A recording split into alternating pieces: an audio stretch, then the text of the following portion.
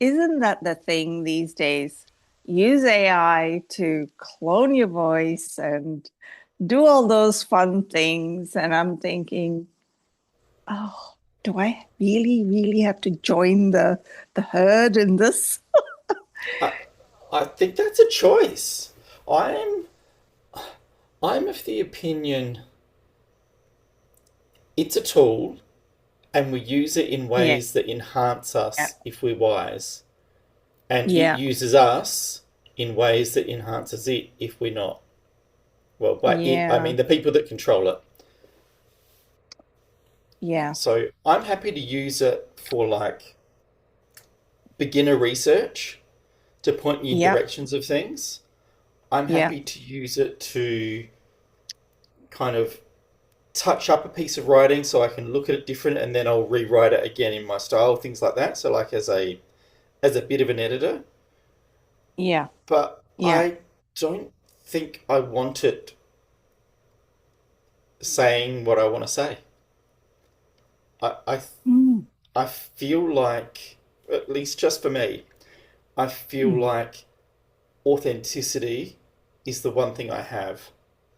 mm, mm. And the moment I push that boundary, I understand its speed and its usefulness and all that sort of stuff.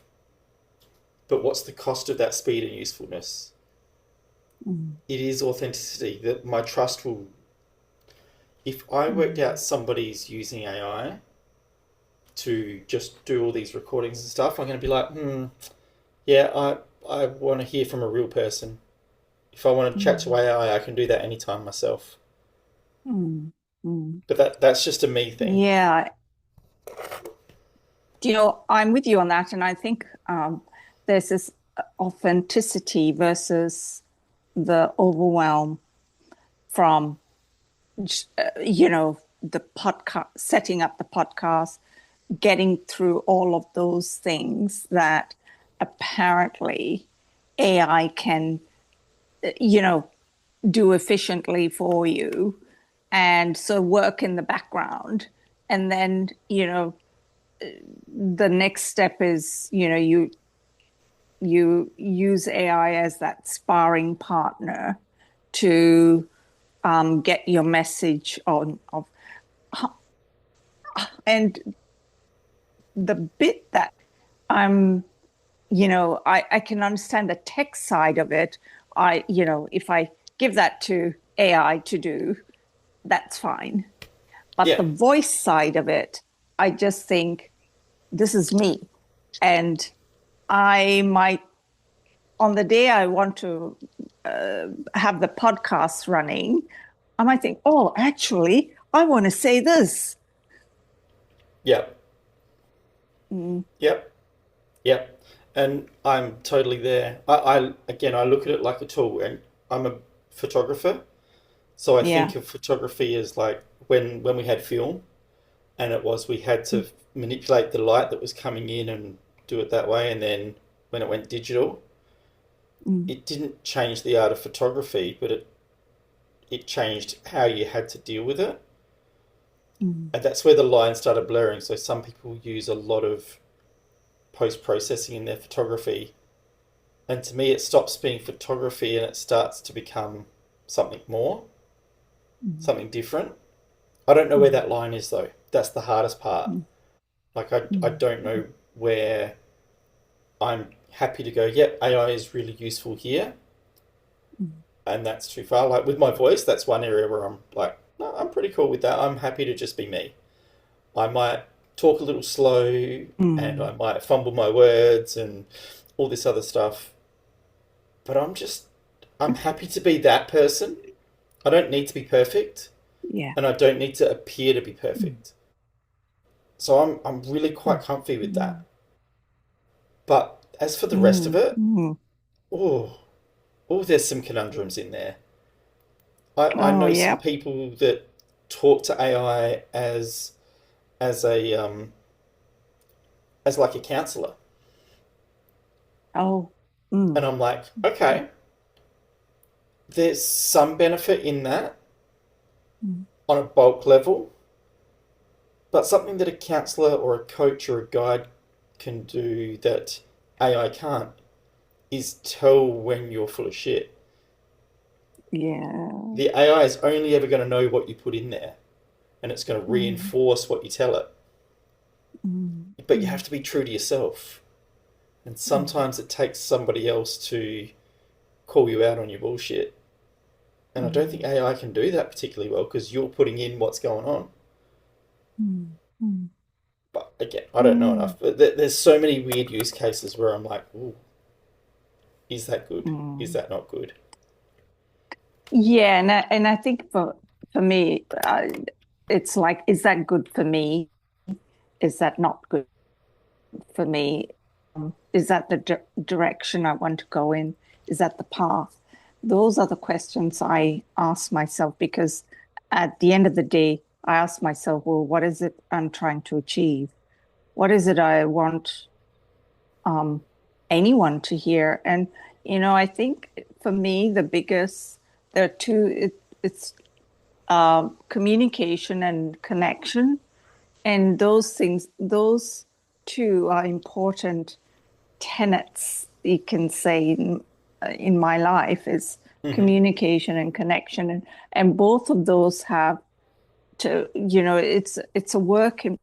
it's a daily work in progress for me because it begins with myself, communication to myself, connection to myself, and what level of the emotional playing field are those two in?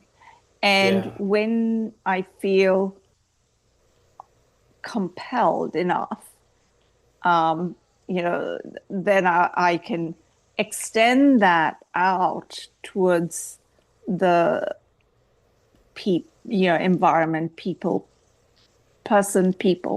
community, in the way that it can be received that is benevolent, benign, you know. Yeah. Um, that's how I want to, I think this thing of weirdness in myself, it's like, okay, am I good with the weirdness? Whatever weird thing I think about myself, am I good with it? And when I feel good with it, I feel that there's a resonance that comes in the communication. And in that resonance, it's all about, comes up to frequency, vibration, and that goes out like radio waves to the people, persons, community I want to connect to. It's like an attractor, if you like, a magnetic um, thing. But when I don't feel magnetic, there are days like that. And, I don't know, in today's kind of world today, which, um, well, I don't know the, um, let's say, people talk about chaos in the world.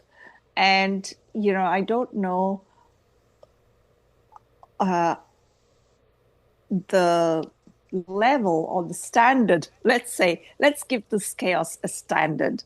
And what's that standard that we're seeing of feeling um, for each of us is feeling the same for our parents, our grandparents, our great grandparents, given that they were in different times, they grew up in different times. And, a human being is a human being is a human being. And so they do have that emotional playing field. Whether they choose to engage with it or not is up to them. But the level of chaos kind of has been there throughout the existence of this planet, has it not? Oh, I think the chaos is an important part. I mean, I just look at chaos as change. Mm, Change that we probably yeah. don't want, usually, is how it would probably be described. Mm, Um, and the world's always changing, it's always going to change. It mm, probably changes at different rates, but there's mm, always fear. There's always something to be worried about. There's always something that's going to jump out and be this existential threat from something somewhere at some point. You know, you could go back to every every decade in the last couple of 100 years. There's always something. There's tension building, or there's a war starting, or there's a scandal that rocks the world, or depressions, and there's always something happening on a macro scale. But there is also in our lives on small scales, like on individual scales, we've always got this thing within us. Like even for me, there's the chaos of, like I want this certain outcome, I want this behavior of myself. And then I go, oh, but some of my programming is kind of making me stop and have to really push through to define that. And sometimes chaotically, I don't get there. I fall down and I do the old habit instead of the new thing I'm trying to do. And that's chaotic in itself, but on a really small scale. Yeah, and I think therein comes our own unique personalities. How do we respond to that internal chaos within ourselves? And if you have close connections, family, or like I have children. I know you do as well, and it's like that communication at whatever stage they are closest, well, connection in terms of blood relations, like lineages and things like that. And there is genetics that come down these lineages. And so the first thing, as I understand, is to be aware of these genetics, not just on a health scales, like, the I don't know, the medical system tell you you've got this set of genetics and it's never going to change. And I hope that people realizing you can change your genetic, in that you can, they're like light switches. You can turn that one off and turn this one on, and so you can have the happy genes, or as there's someone I follow, Dr. Ben Lynch, who has a book called Dirty Genes, right? And he talks about why again, the emotional playing field, why the genes seem to be the forefront of people's focus, and that the wonderful thing in all of this, and coming back to these connections and within the internal chaos within ourselves, or closest family, blood relations, or lineages, or environment, are these responses that we get, that we give out, we feel. And even there are times when we don't even say anything, but our feeling is like somehow it just transmitted out there. And, it's like, how have I attracted this? I haven't been outside this front door, Someone must be listening. There's a strange world out there that I think some people feel like they understand, but most of us aren't particularly tapped into. Where, our feelings travel in ways we don't always expect. Exactly. So, and I think as a emotions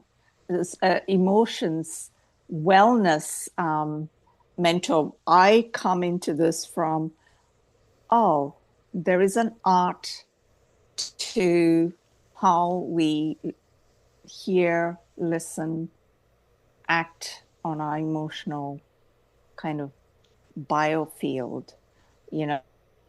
There's a way that we connect to it, and that's unique for us. So, Nigel, what do you want to discuss today Oh, on this. I thought we were just I mean, yabbering. every So, day is an. Yeah. Well, I like the word, but I haven't heard that one for a long time. Yabbering. um, oh, I'm happy to provide it for you. What should we discuss? I think there was something in the end there. Um, I mean, I should introduce you. So, everybody, this is Rebeccah Steele, and oh, I've already lost the bit that I was going to say. This is so professional. Thank you very much for putting up with me. Let's, let's try that again. I am definitely going to have to edit this bit. Ouch. Oh, Uh, don't worry. Actually, Nige, please don't edit any of this because this is where the blips, the bumps, and yeah, I don't know. Sometimes that chocolate, that smooth chocolate, doesn't taste so good, you know? yeah. Okay, cool. I won't edit out a thing, but I will Yeah. repeat that my lovely guest today is Rebeccah Steele, and you are the owner of Business Wellness Wisdom. Is that correct? Did I get that right? Yes. Yes. Sort of. And you have your own podcast, which is called, oh my God, where's the name gone? I had this all Oh, written out I'm so glad you've nicely. lost the name. Oh, I'm oh, glad you. really? Yes, and oh, this is perfect. Do you know? Um, if I may interject there to say, Mm. just 3 days ago, I decided to change the podcast name from Innovative Conversations to the Cardamom Pod, The right? cardamom pod. Okay. Tell me more. Explain to me why you made the choice. Oh, thank you for that question. You know, I because in my line of work, I talk about the four digestions, right? And when typically when we think of digestions, we think of physical digestion. We just, yeah, naturally that's someone would talk about indigestion or um, I didn't feel like what I ate, I digested well. And so this is all to do with physical. However, the other three, the spiritual, the mental, the emotional, are also digestions and have their own diet, right, as well.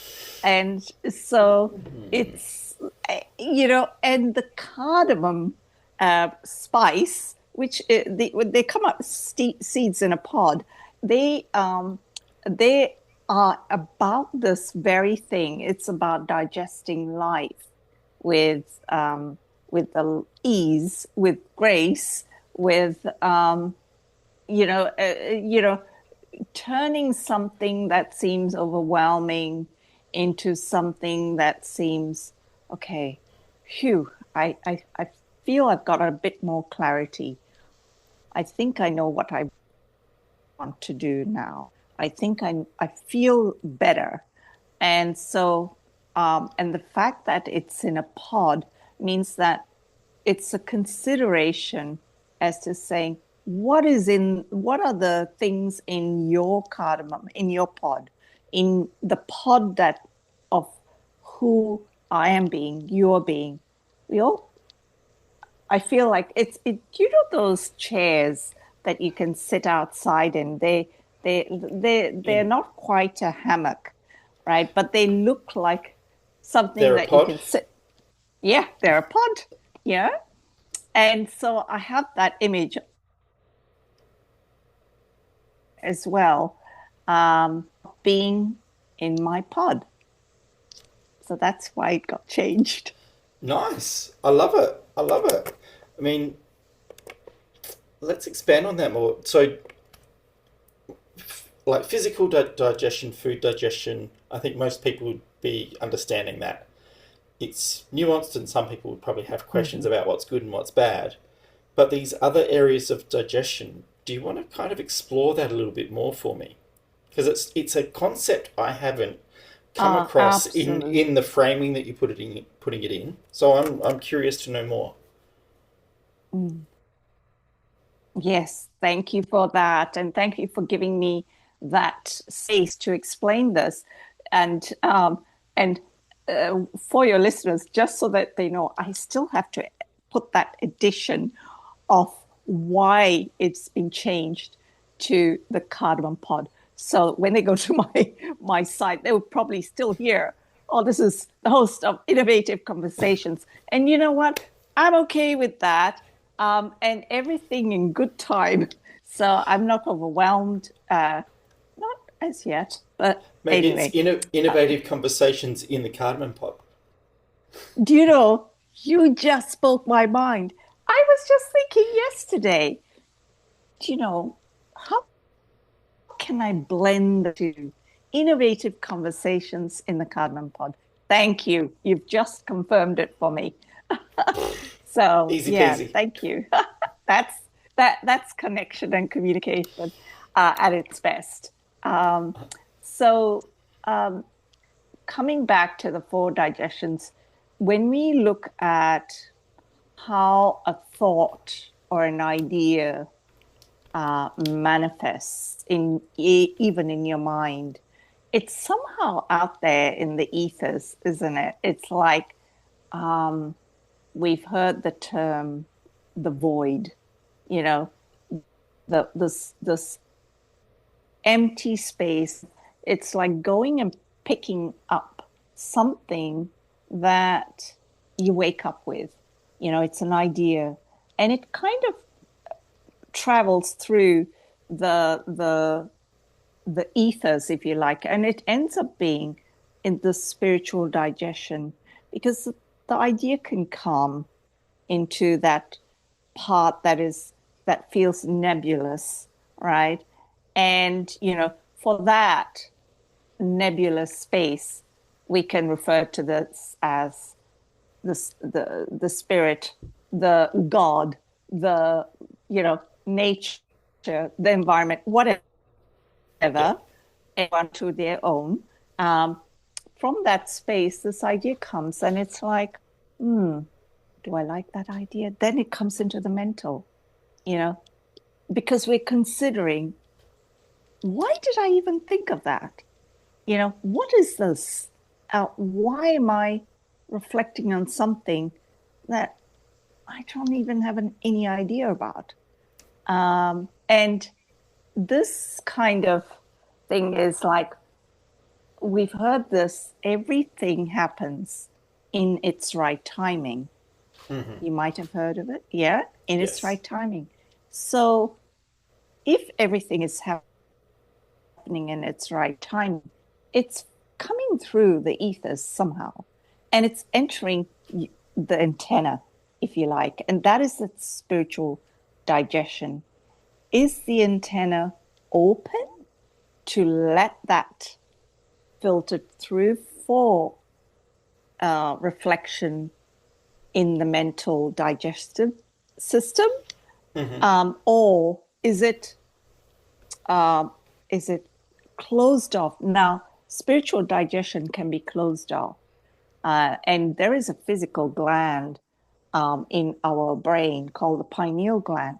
Now, that system can be closed off, like glands, they can close off um, when we are in the any state of discomfort, overwhelm, that anxiety. It's like we're caught in the in the here and now with our mental thoughts. Yes. So we may not get that. So spiritual digestion remains this kind of nebulous thing out there, Hmm. and and the bit that most people connect to and understand the most is mental digestion. Yeah. Hmm. When as we go through the digestions, because you've heard of the 7-day mental diet, have you? No, I haven't. Okay. Well, this is where you go out without any communicate. Like you go to um, Like a a silence place retreat of or empty, yeah, like a digital silence detox retreat. or something like that. Yeah, yeah. So, and newspaper detox, the TV news, all of that information, YouTube detox, right? Podcast detox, and all of those things. Um, it's like I just want to get clarity. I just want to let this whatever is in my mind, find its level, and in that type of mental digestion requires a lot of awareness of being present and Hmm. actually listening to what is going on in that mental digestion field. And then, it comes down to the emotional digestion. And the two are really connected, Yeah. mental and emotional. It's like it's the emotion underneath. As you become aware of the mental indigestion, let's say, you become aware also of what emotions might be stuck in there. Now, we've I don't know if you've heard about an author called Candace Pert. No, that Um, name's not familiar to me. okay, she wrote uh, the book, The Molecules of Emotion, right? Okay. And so it's energy in emotion, emotion. Emotion. So emotion is just that. Yeah. So basically, we're looking at how much emotional vocabulary do we allow ourselves to feel, and to Mm. understand, you know? Um, have you heard people when you say, "Oh, um, you look angry," or are you feeling angry? No, I'm not angry. I am definitely not angry. What makes you think I'm angry? you know, and it's just that. It's like a lot of these are suppressed, and so the emotional vocabulary becomes smaller and smaller and smaller the more Yeah. um, indigestion of those emotions is the emotional suppression, and all of that. It's a huge topic these days. Yeah. I mean, I think personally, I've gone to the point where unless I'm really trying to describe to somebody else, I Mm, go more with how is the feeling coming up in my body. So it's more of a description of the feeling rather than trying to name mm, it.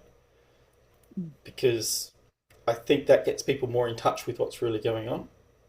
And when we put a label mm, on it, because most of the mm, feelings we have are quite complex. There's not just anger, mm, there's usually anger with sadness, resentment, and all of these other things that are kind of mm, interwoven together, or happiness with joy, but a mm, little bit of sadness, or whatever it might be, depending on the situation. It's usually way more than one simple, oh, I'm happy, I'm sad, I'm angry. It's usually mm, a really mm, subtle cocktail that's going on. mm. And unless we can really feel that in Absolutely. our bodies, we get stuck with a label instead of really feeling what's going on. And Mm, for me, I think that's an important thing, is to get people to really just feel again, and don't have to necessarily explain within mm, 5 seconds, and just feel in their body. Oh, okay, things. There's tension here, like I've got tension in my stomach, I've got tension in my shoulder, whatever it is, and just feel it and watch it, and don't judge it. Just be curious about it. Okay, mm. and then you can maybe bring the mental into that and start to understand why and what's happening and all the rest. But yeah, That that is beautiful. Yeah, that is so good. I love that. It's like, where in your body are you sensing, you know, it's a usually discomfort? tension or Mm. something out of balance. But even like something is, it's Yeah, really crazy with yeah, the body yeah. because if you're feeling tense, like if you've got a lot of tension, you're feeling stressed, you might not realize that you're feeling stressed. But if you did a quick, simple, like deep breath in, breath out, and on the breath out, you just relaxed your shoulders intentionally, you'd go, oh Yeah. crap, they Yeah. were really tight. Yeah. And you'd Yeah. feel something in yourself that you weren't seeing, you weren't aware of before, just by Mm. Mm. going into the body a little bit. So Mm. it's a tricky one to learn, and Mm.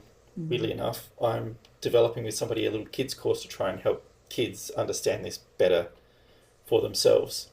But I Mm. think anybody can do it. Anybody can feel into themselves a bit more and Mm. understand that their emotions aren't just labels. They're these whole chain of sensations that are going on. It's all this energy that's storing in the Mm. body that wants Mm. to be Mm. expressed.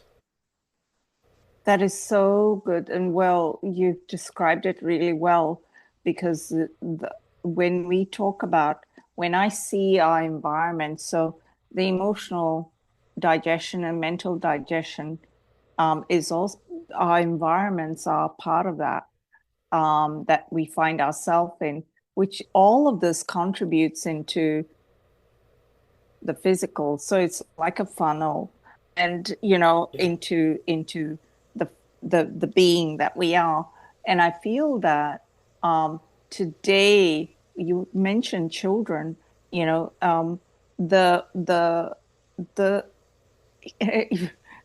if you remember back to your own being when you were a child, when I think back to when I was a child, the times that our innate senses would express weren't always encouraged, because it was right time, wrong words, words, wrong time, yeah, or something, you know, yes, right yes. action, wrong time, you know, You can't be and like that so because you need it, to behave this way around these people. yeah, You have to yeah, stay in a certain yeah, box at a certain time. yeah, yeah. Whereas today, I see those boxes are they're being smashed down, right? They're not even, people aren't exiting those boxes with, oh, let me just exit out of here with smoothly. I mean, they're just breaking it down, and the kids, I find, well, a good amount of them, a good percentage of them are unapologetic for who they're being because it's who they are. And I find that, observing this because my children are adults now. And, when I think back to when they were children, they were showing me this. They were my teachers, in a way for me, you know. Um, they were showing me how they were going to come out of these boxes inelegantly, and I'm just, oh my goodness, what does that mean? What will the teachers say? What will the community say? You know, it I, wasn't about I, them. I Mm. love that. I and I encourage it, but I see, like most things, there's balance. Yeah. And some of those boxes didn't get there by chance. They had purpose Mm. behind those boxes. And if we smash too many without understanding what we're smashing, we this is just my opinion, but we risk breaking down culture. Mm. And we can miss the Mm. forest for the trees of it's good to be understanding who you are and own Mm. what you're feeling at the time. Mm. But for me, Mm. part of the trick, part of the art of living is to feel what you feel, but Mm. understand the environment in which you're in.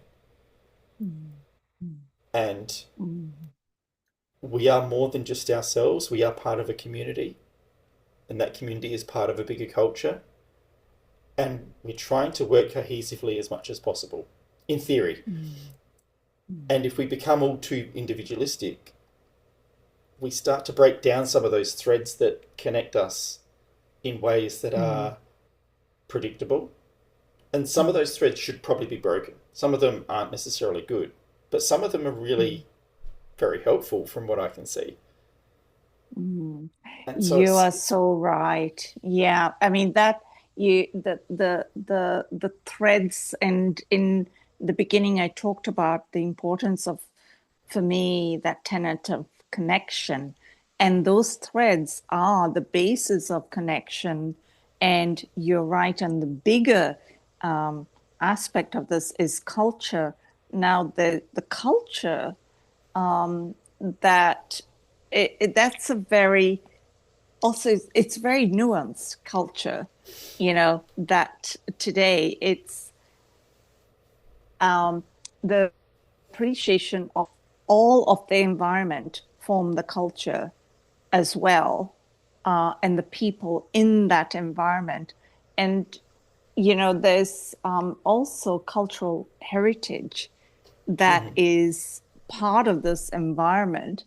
And I feel today there's a lot more awareness and respect for that cultural heritage. And on okay. some level, they can see that, and it's affecting many.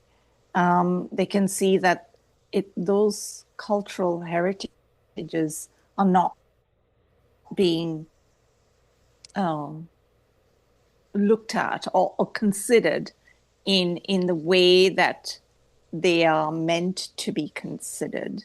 And so I feel that there's a cognitive dissonance there with, as children come in, you know, they are navigating being in this techno environment and their cultural heritage.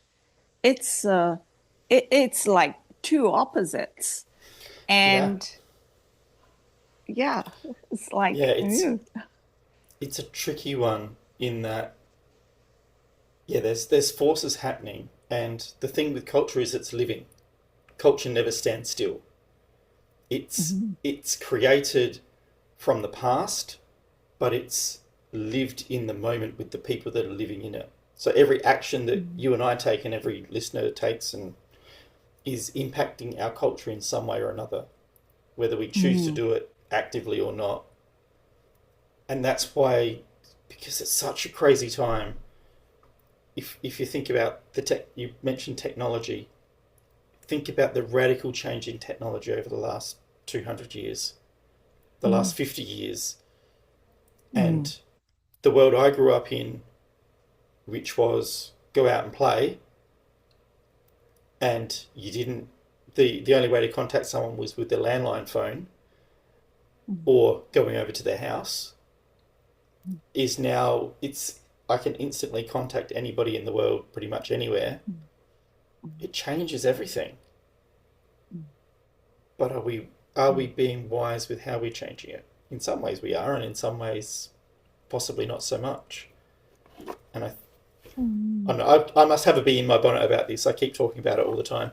Um, but yeah, it's there's for anybody that's consciously aware of who they are being in this world, it's just nice to also pop in your head that the actions that you take are consciously impacting the culture that you're living in.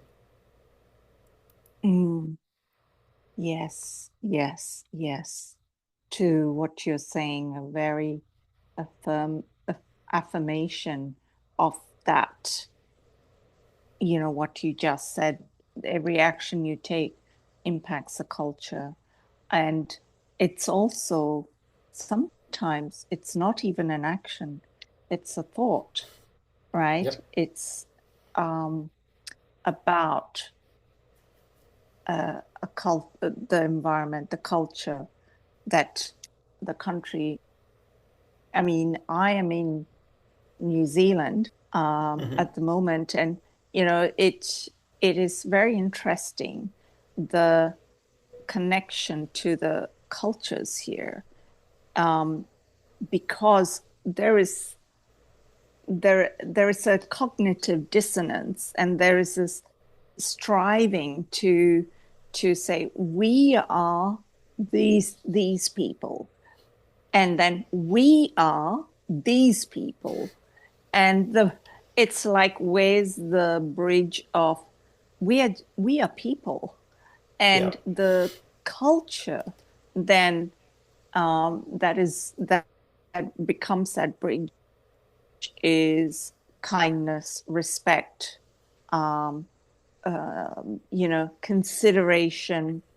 Um, yeah, just kindness is a big one, because Yeah. I feel that it embodies a lot of what is a wise thing to do, wise action to take. Um, if I see someone with a different culture, do I cross over to the other side of the street? You know, but it's interesting how that is what some people choose to do. And it's not it's everywhere. Oh People are yeah. choosing, and so I think this comes back to who feels the need to be individuated and feel that, and find their tribe in that individuation. And they're Hmm. like, oh, do you think like me? Right? Um, and then become that this group that form that culture. And so that I feel that they're what is the term that we can use? Monoculture. Like, Hmm. there is a cultural way of being in a community, and then there are these, depending on the emotional playing field, the biofield of the person or people, it also adds to that culture that then the children grow up in. I witnessed this when I was living in Germany. Hmm. And there were the Turkish who had come over to Germany in the years past, and um, because of whatever happened in their country, a lot of them came into Germany, and Hmm. they had different customs, they had different beliefs and different values. And when I was over there would be the children of the Turkish people. They're all lovely people, Yeah. lovely people. And they were caught between, do I wear this hijab or do I not? I want Yep. to be like my friends, but when I wear my hijab, I don't feel like my friends. Yep. They in that 13, 12, 13, 14, 15, where, in psychology, we are at that stage between 7 to, let's extend it to 19, finding our peer. We're connecting with our peers. So Yes. then there is this sense of, I am I am proud of my heritage. So I speak from, like, I can connect to my friends easily. And, my friends will know that, oh, I, in their case, they were wearing the hijab. Great. That's who she Yeah. is. That's who he is. Yeah. Yeah. Um, so there's an acceptance within that has to also take place, and that has to be digested. Uh, That's a great word for it. mm, Because I yeah. think back to like Australian history with immigration, and we've had immigrants very similar to New Zealand when you are right now. We've had immigrants from all different parts of the world come in, and historically, there's usually tension when a new group comes in. like looking at it from a big picture point of view, there's usually some Yeah. tension because you've got those differences there. There's differences in Yeah. how people think about work, how people connect with each other family wise. There's all these things, and it's about this new group trying to find that balance for themselves of, do I keep my old custom or do I go with this new custom in this new land? Mm. And there's got to be a balance in there for everybody, and everybody's going to be a little bit different. But over time, it finds its balance point, and that Mm. tension kind of drops away. And then, Mm. at least in Australia, everybody's Australian. It's all good. Like for Mm. my generation, Mm. if you were from Vietnam or Italy or Greece or wherever, you're just Australian. We don't care. But Mm. when when the immigration gets bigger and the group that you're from as an immigrant is quite dominant in its own little area, it's harder for that assimilation to happen. That digestion's going to take longer and it's going to be more Mm. painful. Mm. I love that word. It's so good for it because it's digestion takes time. And Mm. it is, in my mind, it's just about finding time within the individuals to know what parts they want to take on, what parts they want to hold on to from Mm. what they grew up, Mm. and Mm. then how that unfolds in the culture. It's it's a wonderfully Yeah, this complex is, thing. it is, and it requires that sense of that that introduction in no matter what the family or culture of kindness and respect. I know that my parents, being from India, um, uh, and when my parents would say, when you are in Rome, you do as the Romans do. You know, Yeah, excuse me.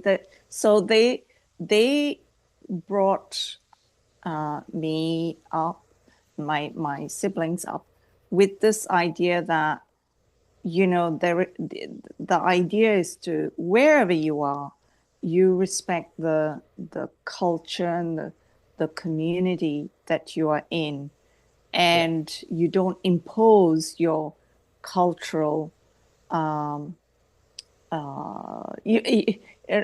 you don't impose it, but you offer,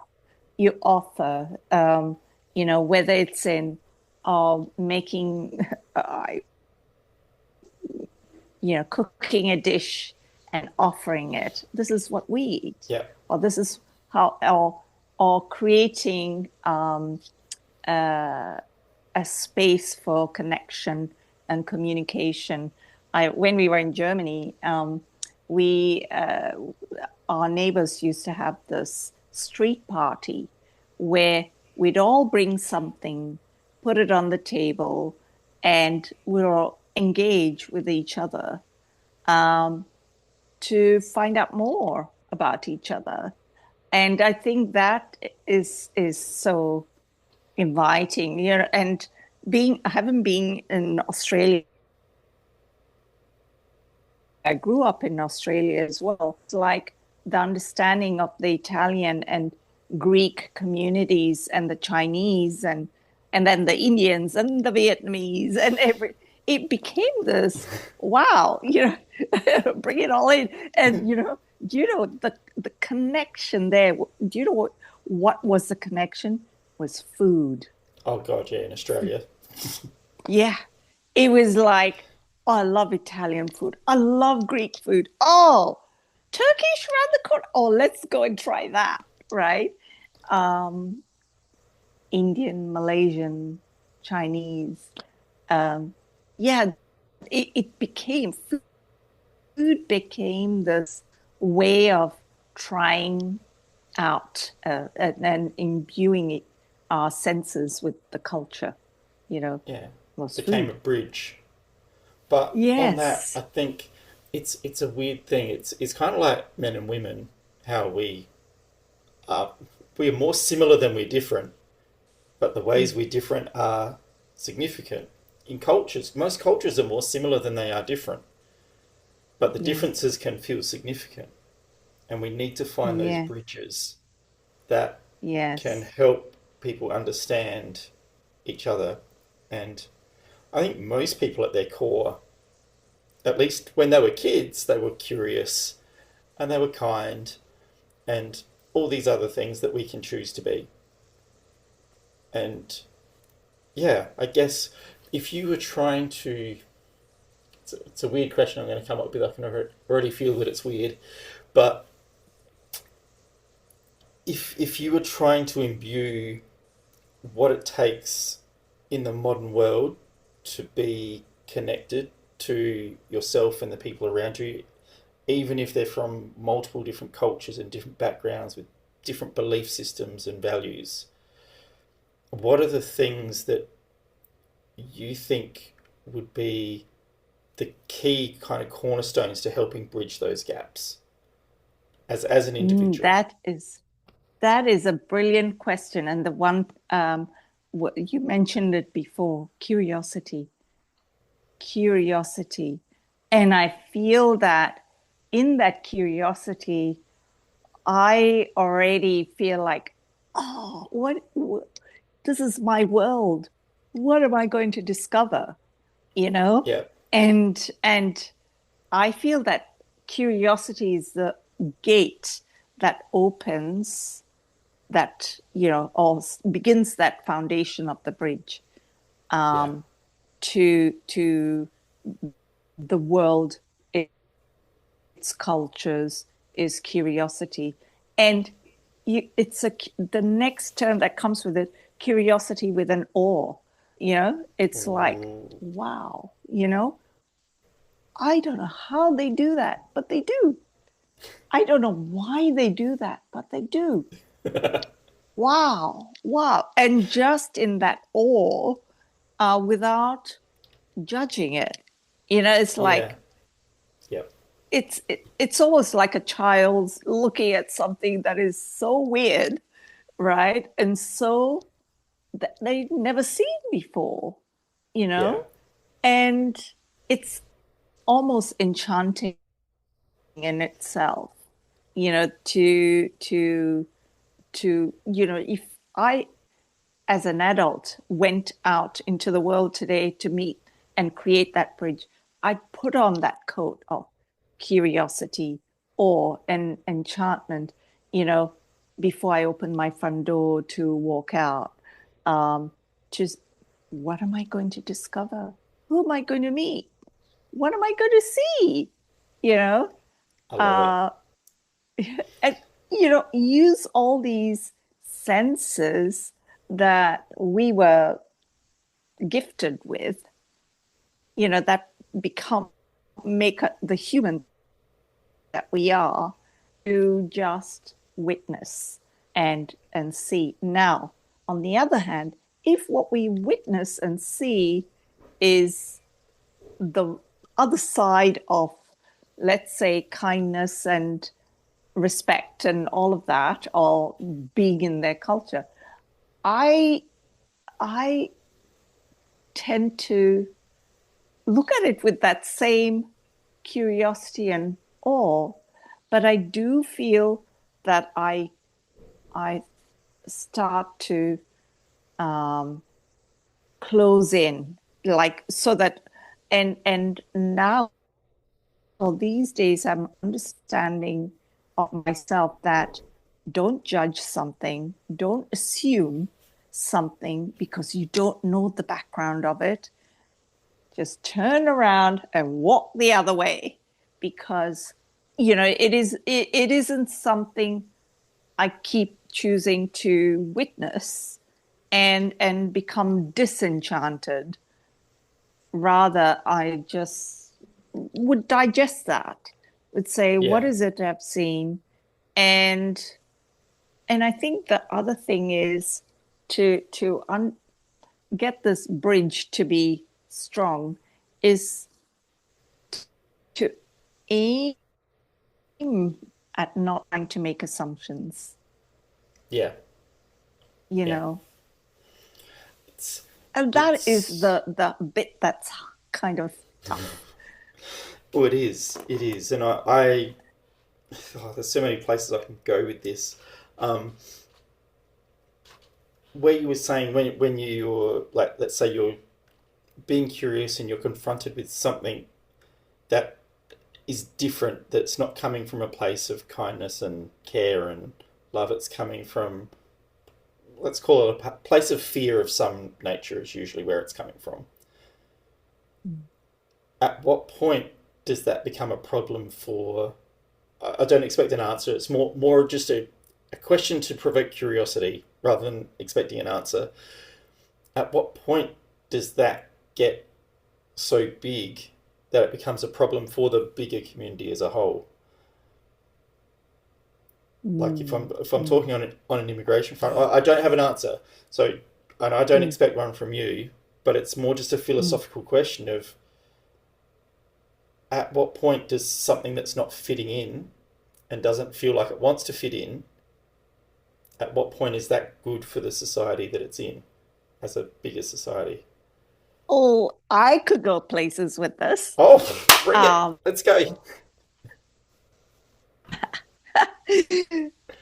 yeah, this is where um,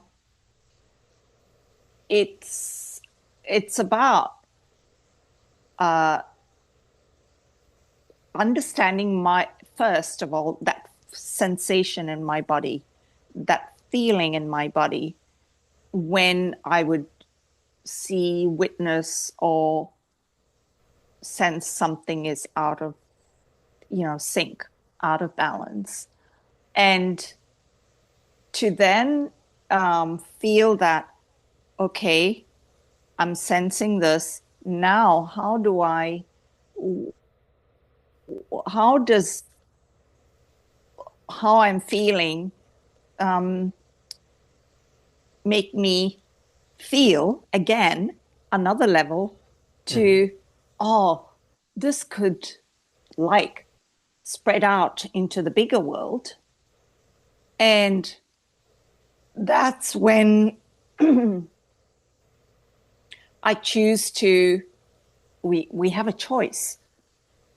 I can choose to say, I'm going to um, digest what I'm sensing in my body, sit with it, or pause with it without letting it escalate to another level of feeling incensed. As soon as I let that, what would have started out as a campfire, and I let it build up with so much fire, I'm actually contributing in an unseen way, intangible way to what I've just witnessed for it to grow bigger and connect to a wider world. Instead, I come down to the campfire to understand that I have a role in this because I've just witnessed, I've just heard something. I have a role. What role do I choose to play in this? And build that. All of this takes time because Yes. sometimes the reaction is not being a response is immediate. It feels threatening, it feels gut wrenching, it feels there are all of those things. And I think we I'm hearing this and I feel it. We're all being encouraged to just step back, pause, and then um, connect to the reality of all of it. Even though I might have seen a situation where, in the world of quantum physics, we're told it's just an illusion, right? And I have to understand bring that understanding, like that didn't feel like an illusion to me. That felt real. That was right now, right then. How can I make that into an illusion, and or think it's an illusion? And I feel that that's where there is a blurred line between having between clarity and illusion and reality. That it's like an assumption, and Yeah. having an assumption, like, why did that even get started? What I saw, right? It doesn't feel right. It certainly doesn't feel right. But then, do I know the right? Do I have? Do I know the right way to address it with that sense of compassion? And that is, it is a very, very, it's a work, an evolving work in progress, where this is where a lot of probably group meditations, global meditations have started taking place Yeah. to, bring all of us individuated people to that sense of self, and to radiate that sense of self out to this raging fire, and to practice. And now in quantum physics, and which has been shown as well, with Lynn McTaggart and the Power of Eight. I don't know if you've heard about that. Apparently, I need to do a lot of reading because you're saying lots of things that I haven't heard of yet. Yeah, and it's all in good time as well. And you know, I mean, Lynn McTaggart is was and is an active journalist. She's a journalist and an activist in that promotion of peace within each person, to peace within the communities, peace in the world.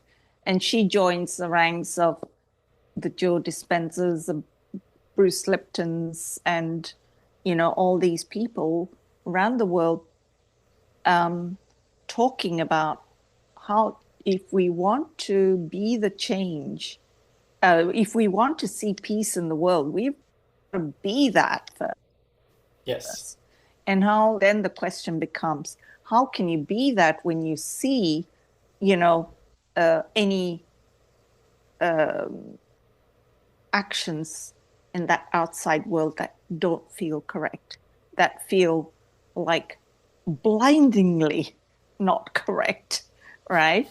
And how can you be still and be it seems like you're accepting, we're accepting it, but we're not. As the Buddhists would say, you've got to lead with compassion. And the compassion, where does that come from?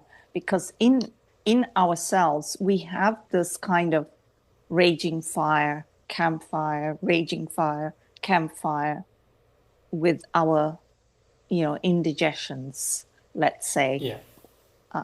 And if I focus on that, bring it back to myself, it's it's easier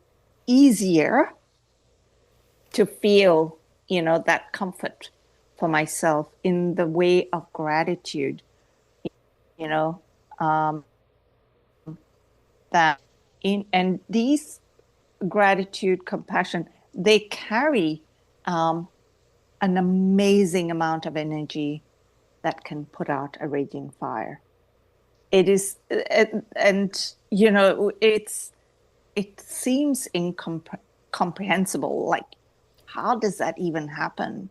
How can I be grateful when that is happening out there? You know? Um, However, the place to start is what's happening for me now? I've got a roof over my head. I Yeah. can, I had a glass of water I could drink. It starts with those simple things. And yeah, I don't know if that has shone a bit of a light onto my thoughts about what you asked. I think so. I'll reframe it in a slightly different way so that I can see if it still resonates in the same way. So instead of it being about like cultural group differences per se, what if it was say something more political where we most people probably don't feel like their politicians actually represent them very well. Um, and so you feel a disconnect from the powerful to the normal person on the street.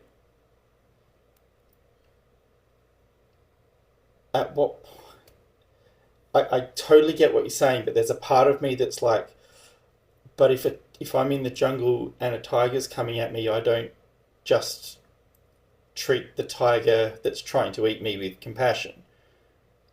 That there is a place compassion when the tiger's not trying to get me.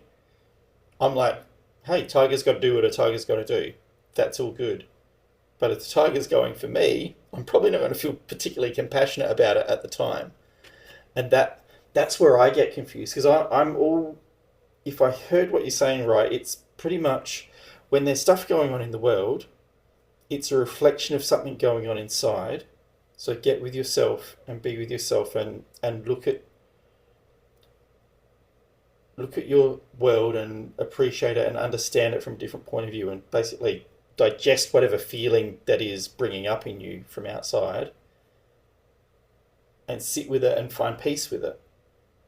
Is that kind of what you were saying? Yes, and you mentioned that the politics, like the so in the past 6, 7 years, or maybe 10 years, politics has entered the family home, has entered everyone's home, you know. So it used to be something out there, but Yeah. now it's in here, in the house itself. And I come back to the the unit of the tribe, let's say the tribe. Yeah. And in the tribe, let's say, which is in modern day, is the family home, or, if you're a person by yourself, in the place you're in, the flat, the house, the apartment you're in, who is the leader in there? Who is um the one with the power? Who is the Mm-hmm. one in the house that chooses to let be led, Yeah. be given the role? Um, who are they? And I think those are interesting dynamics to see, and to understand, because we hear this term codependence Mm-hmm. within that politics in the house, geopolitics, whatever.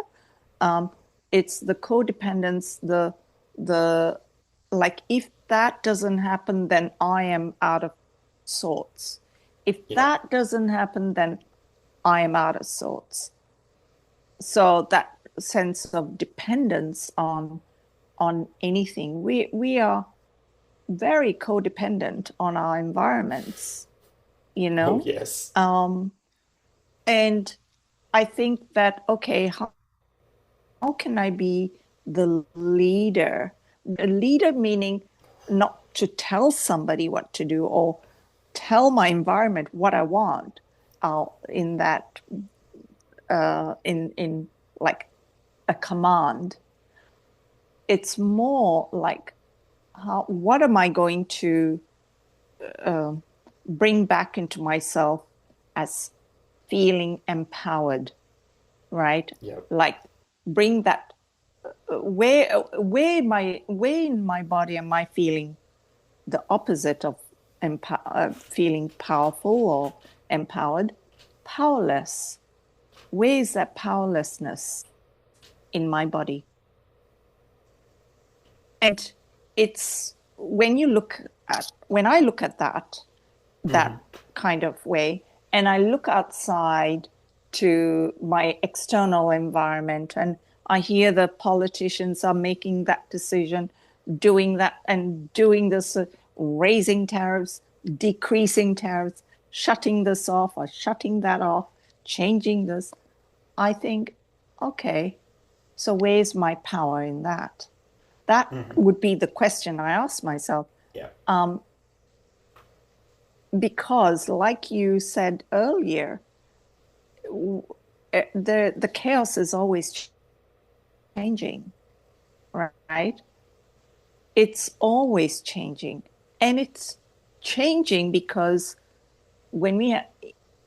if any of us takes that time to ask that question, so that's happening out there. Where is my power? And Yeah. I feel that question could bring some answers.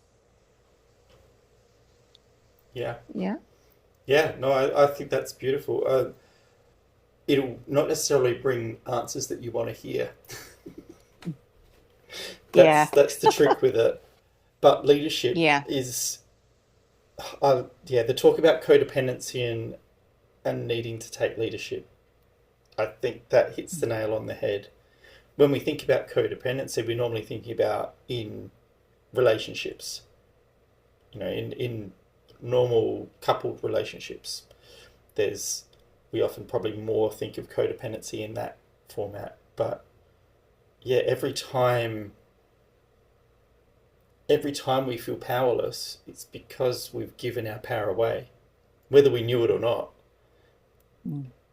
And yeah, as you very rightly point out, it's sitting with that and going, where did what have I done? Where is my power in this? Why do I feel powerless? And then the real art of it, I guess, is to lead yourself to find a way to take your power back in whatever form that takes for you. Hopefully still with kindness and consideration and all these other wonderful things. Yes. So, I think I just had a blackout.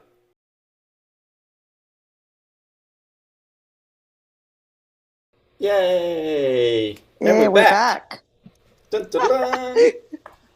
Life is always full of drama. Yeah, this is what we were talking about, codependence. I'm very codependent on the internet. I will say that for damn sure.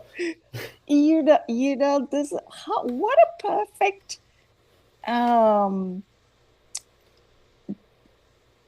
thing to have happened Yeah, to talk about this thing about codependence, right? yeah. And where the power lies. And it's interesting because I just think, it is huge, to these days when you think of how many things we would depend on to have what our needs met. And I think that awareness. But even the way you put that And gave me pause for thought. In terms of if take us back 10,000 years, 20,000 years, we're dependent on our environment, but we're part of our environment. We are an active part of the environment that we're dependent on. It's a proper codependency. We shape the environment helps to shape us, kind of a thing. And it's happening now, but it's more distorted because there's It's not just this ubiquitous nature. There's players that have distorted power in there, and they're using that power to promote certain agendas, which is going to happen. It's part of human nature. And I just think to myself and go, wow, how much power have I given up without knowing, without really thinking about it? You know, do I grow my own food anymore? No. Do I go and speak to all my neighbours like they're really close friends? No. Like there's just lots of little ways in which my power to live my life has gone, and yet there's these other ways where there's more empowerment. I'm speaking to you in New Zealand while I'm in Brazil. That's a different kind of empowerment. And I guess for me, just when you said it like that, for me it's like, ooh, which ones are important? Which ones don't bother me to let the empowerment go? And which ones are like, ooh, I think I might want to change that balance, that feeling that I get from whatever specific thing it is. And I guess You know, that is so true. And you know, there is an understanding that um, in when we look back on the times past, that there were always innovators under building for that the building infrastructure, so new infrastructure, which comes from innovations in all areas: finance, life, connection. So if not this current internet, what then? You know, and all of those things. You know, I find that when this is, I'm being made aware of it, right? And it's when these things happen in your awareness, like, oh, okay, priorities, what do I do? How do I, go forward with this? You ask I think I find it healthy for me to ask the questions and allow the answers to, to appear. yeah. I guess this is where the people like to journal, or, you ponder, you contemplate. And I think when we first met, we talked about human design and the gene keys. Mm-hmm. And, that in itself is a very interesting contemplation. I use the term contemplation because Richard Rudd, the author of the book, The Gene Keys, Mm-hmm. always, I like the way of the term he uses, contemplation, because we don't have the answers, not No. personally, at the time that any event would happen. And to hold the the feeling of power within ourselves is to contemplate, okay, this outage happened, that isn't possible. So the art of contemplation looks at possibility, potential, and we are as humans so gifted in receiving an idea, a thought, Yeah. to go and engage in, that brings clarity and and stops the power from seeping out into, Yeah. oh my goodness, those people have done it again. To me, that speaks back You to what know, you they've brought up at the beginning about the digestion, the spiritual yeah, digestion, the mental digestion, the emotional digestion. That just sings that to me. Just different yeah, wordings for what you yeah, described at the start, yeah, which is yeah, a beautiful place to come back to. yeah. I it's amazing because I had some plans on what to talk about, and we've just gone and spoken about completely different things. But yeah, that's the way these conversations go. Yes, yes, yes. I don't know how much time you wanted to um, have for the conversation. You just let me know, and we can segue it to a to an end, and Hmm. or we can continue on with what a semblance of what you had planned.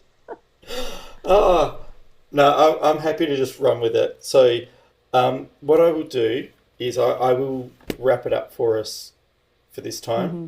But, Yes. maybe I'll just get you on again if you can handle my weird rabbit holeness for another Oh, chat down the line. absolutely. All of these weird rabbit holes I am always up for. That's where the innovations come in. That's where the new ideas we can contemplate and ponder over, leave a thought for ourselves and for people who are listening to engage in that and Yeah, then build that power we have. yeah. Yeah, what an amazing thing that would be. And Oh, it's it would all be here. awesome. It would be Yeah, awesome. Now, to yeah, finish up, I normally have a few questions that I ask. So, the first yes. one is pretty universal in terms of if there's somebody living on the planet right now today, who would you want to have a one-on-one conversation with, and what would you love to talk about? Wow. Do you know, Nige, that is a tough question. I didn't say I Uh, made them easy. no. Who would I like to talk to? Um,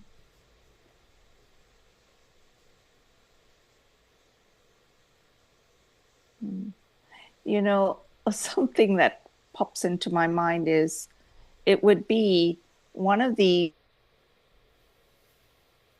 um influences or the powers that be that feel that they hold the power, right? And to have a one-on-one conversation with, because that would um, assist me in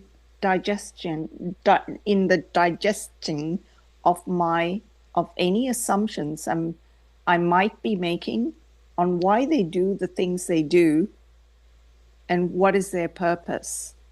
Yeah, And yeah. I don't know that I have a name for this person, but you know, One of the people that wields a certain amount of power in the world. So yeah, could be one of many, but I yeah, get where you're going with that. Yeah, if you approach that conversation with curiosity, yes, there'd be a lot to come out of it. That's for damn sure. So yes. awesome. Yeah, normally at this point, say if anybody knows this person, make this happen. But because you haven't actually chosen anyone, that makes that No, pretty tricky. yeah, that's kind of how I feel about the world I'm in, that everyone has had a role to play. Mm, And, this life is that stage, and everyone on the stage is an actor, you know, and on that stage. And when we come into this world, we forget that we said, by the way, when we meet each other or when you see me in your world, I will not be this person. Remember that, that you, and you say, yeah, yeah, yeah, I'll remember that. We don't. yeah, yeah, that's about right. Because we change, because our Yeah. perspective on life changes as our environment works on us. It's Yes. yeah, we do we have to lose a part of ourselves to become that other thing? You know, Mm. constantly. I'm probably going through a spot at the Yes. And moment. yeah, what mission did we as a soul decide that that was what we wanted to experience and Hmm. learn and teach in this world. That Yeah. brings up a whole new other field of incarnation, reincarnation, past lives, all of that thing. We've got our next topic sorted. That's easy. Oh, good. Okay, my next question comes from my previous guest. Okay, and what they wanted to know is if you could choose just one superpower, what would it be and why? Okay, this the superpower. Wow. Oh, hmm. The superpower knowing, having this intuitive knowing that Hmm. all is well. I know everything is going to be all right. And, I say it's a superpower. I call that a superpower, intuition, knowing that, and faith, knowing that everything will be all right. There are times that that superpower gets dimmed a lot, right? And Yeah. and so why I want to keep pushing it back up to the superpower is I know despite the chaos and the changing world, everything will be all right, you Hmm. know, Yeah. I'd almost call that faith. faith. Yes. Superpower of faith. Okay. Yeah. I like it. That's not one I would have thought of, I'll be honest. But that's why I like it because it's a very different way of thinking about it, and I think it's beautiful. So Thank you. thank you. It's going to make me think. Um, okay, and last thing is I would love you to come up with a random question for my next guest, if that's at all possible. Oh, wow. Yeah. Yes. What have you um, digested today with ease? Okay. Um, Any and specific realm of that digestion that you want that to focus on? yeah, what have you the emotions? What have Okay. you emotionally digested with ease Mm. today Ooh, or recently? that's a good question. It's the with ease that's the tricky bit. Yeah, I think it gives us it gives us that, oh, I did digest that with Yeah. ease emotionally. And it just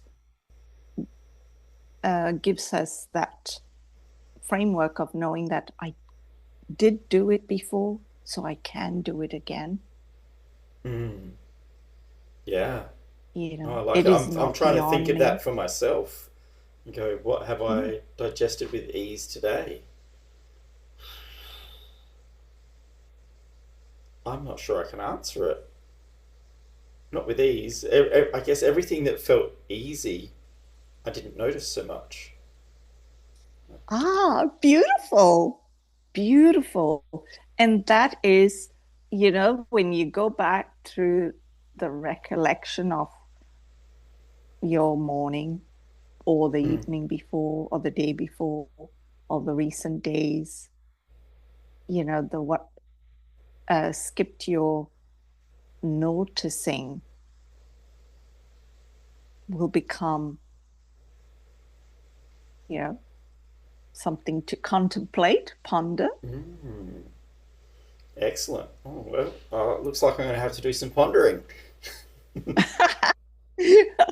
Yes, with this amazing conversation. Thank you so much, Nige, for Oh, having me on. thank you, Rebecca. It's been an absolute blast chatting with you. I don't even know what we really Yeah. talked about in the end. It just kind of went wherever it went. So, Yes, yes, it's in the ethers now, and yeah. it will just, they say words are like spells, Mm. so we've put those those words out there and let them, be that come with that sense of kindness and respect and engagement for people who are magnetized to those Yeah. words that we spoke. Thank you Awesome. so much. Thank All you. right. Amazing. Yes. Chat soon. Chat soon. Bye bye. Okay. See Have a ya. great Bye. day. Yes, you too. Thank you.